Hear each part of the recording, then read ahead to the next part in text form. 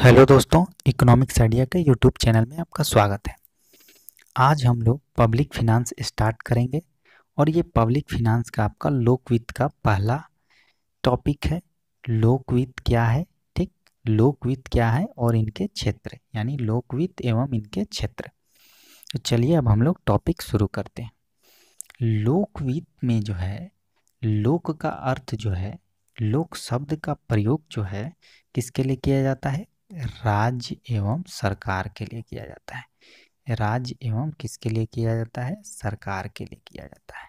ठीक, तो लोकवित्त कहने का अर्थ है, लोकवित्त कहने का अर्थ है कि सरकार के आय व्यय का अध्ययन, यानी कि लोकवित्त के अंतर्गत जो है सरकार की आय व्यय का अध्ययन किया जाता है।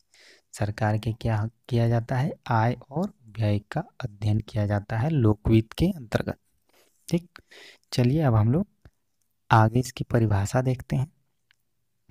देखिए, लोकवित्त से अभिप्राय जो है केंद्र, राज्य तथा स्थानीय सरकारों की आय व्यय तथा उनके नियमों से है। क्या है? केंद्र सरकार, स्थानीय सरकार और राज्य सरकार के आय व्यय तथा उसके नियमों से है। ठीक, लोकवित्त के अंतर्गत इन सभी प्रकार की सरकारों के आय व्यय का अध्ययन किया जाता है। ठीक, यानी कि लोकवित्त के अंतर्गत सरकार के जो भी विभिन्न प्रकार की सरकारें होती हैं उनकी आय व्यय का अध्ययन किया जाता है लोकवित्त के अंतर्गत। प्रोफेसर डाल्टन का कहना है, प्रोफेसर डाल्टन के अनुसार जो है ये परिभाषा दी गई है यहाँ पे, लोकवित्त का संबंध जो है लोक सत्ताओं की आय व व्यय से तथा इन दोनों के परस्पर समायोजन से है। यह है प्रोफेसर डाल्टन की परिभाषा। ठीक, प्रोफेसर डाल्टन की परिभाषा देखिए, इस प्रकार जो है लोकवित्त आय तथा व्यय की संचालित करने वाली नियमों तथा केंद्र, राज्य एवं स्थानीय सरकारों द्वारा सामूहिक आवश्यकताओं की पूर्ति के लिए किए गए आय एवं व्यय का अध्ययन करता है। अर्थात लोकवित्त जो है, जो भी सरकारें जो है आपका सामूहिक आवश्यकता की पूर्ति के लिए जो भी आय व्यय करती है, जो भी आय व्यय करती है सामूहिक आवश्यकताओं की पूर्ति के लिए, उनका अध्ययन किया जाता है लोकवित्त के अंतर्गत, लोकवित्त के अंतर्गत। ठीक, चलिए अब हम लोग लोकवित्त के क्षेत्र के बारे में जानते हैं कि लोकवित्त के क्षेत्र जो हैं कितने वर्गों में विभाजित हैं। प्रोफेसर डाल्टन ने लोकवित्त के क्षेत्र को विभाजित किया है, कितने श्रेणियों में विभाजित किया है? 4 वर्गों में विभाजित किया है।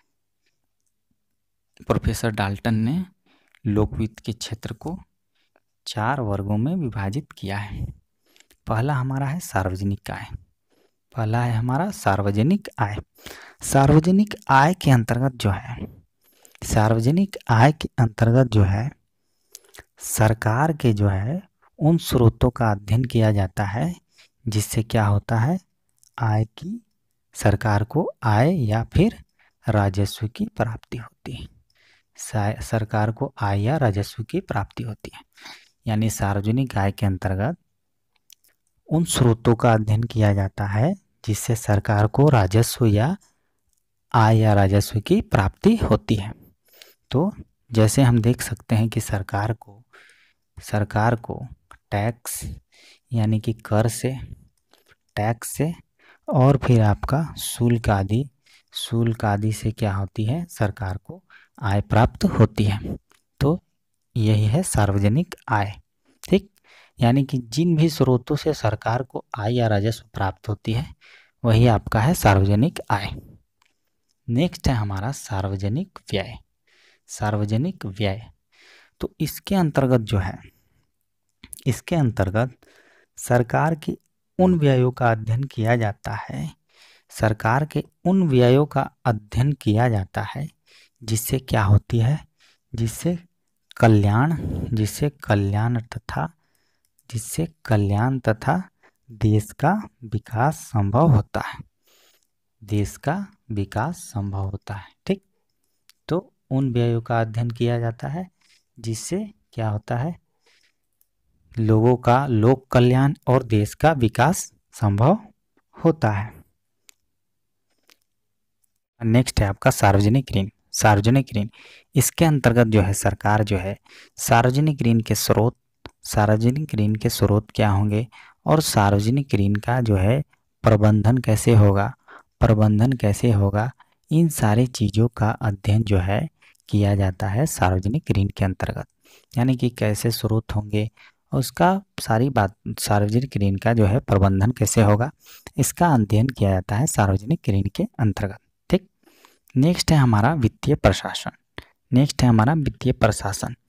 इसके अंतर्गत जो है, इसके अंतर्गत जो है राजस्व, आपका जो है राजस्व, राजस्व हो गया, आपका सार्वजनिक व्यय हो गया, सार्वजनिक व्यय तथा आपका सार्वजनिक ऋण की प्रक्रिया, सार्वजनिक ऋण की प्रक्रिया तथा इनके परिचालनों को नियंत्रित करना ही वित्तीय प्रशासन का क्या है, उद्देश्य है।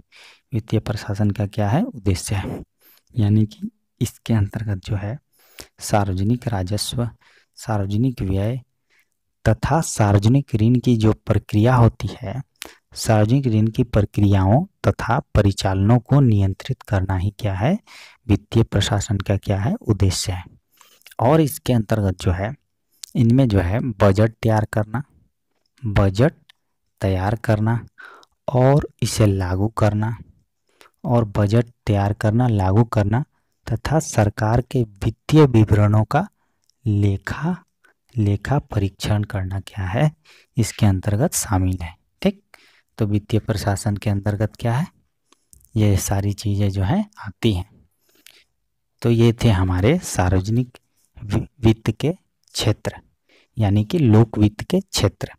तो हम लोग इस वीडियो में लोक वित्त क्या है और लोक वित्त के क्षेत्र क्या है, इसके बारे में हम लोगों ने आज जाना।